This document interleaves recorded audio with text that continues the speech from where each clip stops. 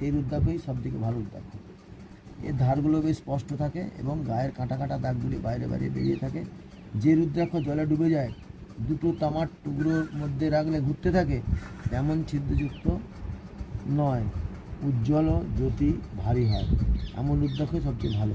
একে সর্বোত্তম রুদ্রাক্ষ বলে মানা যায়। এই রুদ্রাক্ষ সবচেয়ে বেশি উপকারী, একথা জোর দিয়ে বলা যায়। ভালো লক্ষণীয় রুদ্রাক্ষ উজ্জ্বল ও ভারী হয়। একমুখী রুদ্রাক্ষ। একমুখী রুদ্রাক্ষের মধ্যে অনেক দৈব শক্তি থাকে। একমুখী রুদ্রাক্ষ ধারণে অনেক প্রকার বাধা বিপত্তি থেকে মুক্তি পাওয়া যায়। শুধু তাই নয়, ভগবান শিবের প্রতি বিশেষ ভক্তি প্রদর্শিত হয় এবং ইহাতে আধ্যাত্মিক উন্নতিও ঘটে। তাই একমুখী রুদ্রাক্ষ সকলের সেরা। একে গোল আকারে দেখা যায়, আবার গোলাকার ছাড়াও অর্ধচন্দ্রাকৃতি আকারও দেখা যায়। বললাম তোমাকে না আমি একমুখী রুদ্রাক্ষ ধারণ করলে বৈষয়িক বেশি লাভ পাওয়া যায়।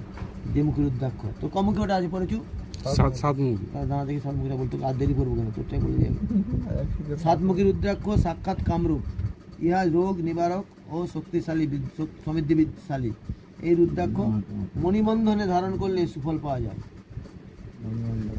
এই তো মণিবন্ধনে ধারণ করেছো, বুঝলি, তাহলে ভালো পড়ছো, খারাপ না, তোর সময় তারা ভালো আসছে।